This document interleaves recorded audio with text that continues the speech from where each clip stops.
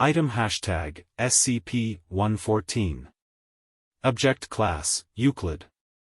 Special Containment Procedures, SCP-114 is kept in a 10 cubic meters standard concrete humanoid containment cell at Site-17. The cell is positioned at the bottom of a 40 shaft to prevent staff members from coming into the proximity of SCP-114.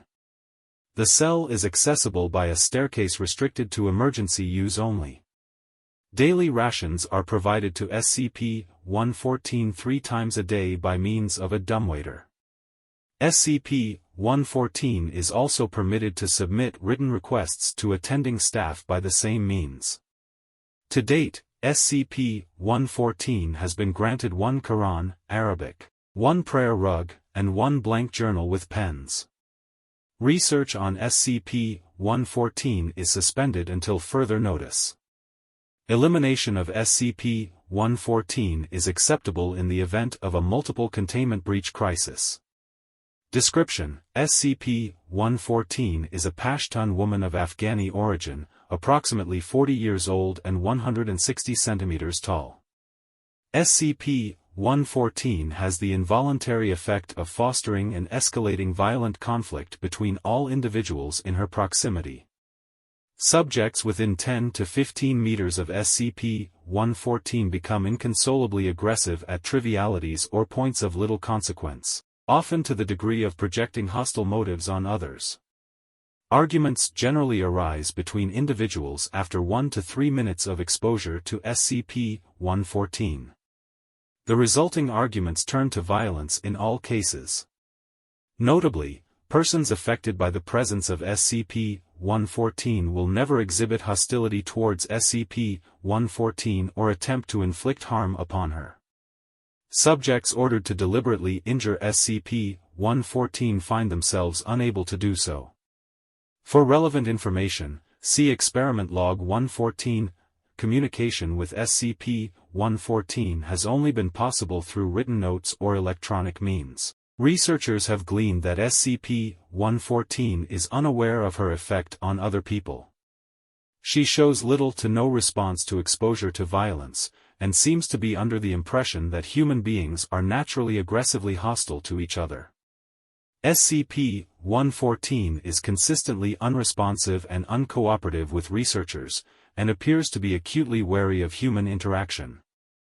Due to the difficulty of communication with SCP-114, psychological evaluations have been speculative at best. Rudimentary assessments strongly suggest psychological trauma, combat stress reaction and/or compassion fatigue have been tentatively proposed. Document 114-A-898-12.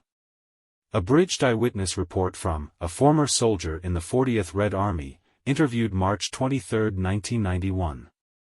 Translated and transcribed by.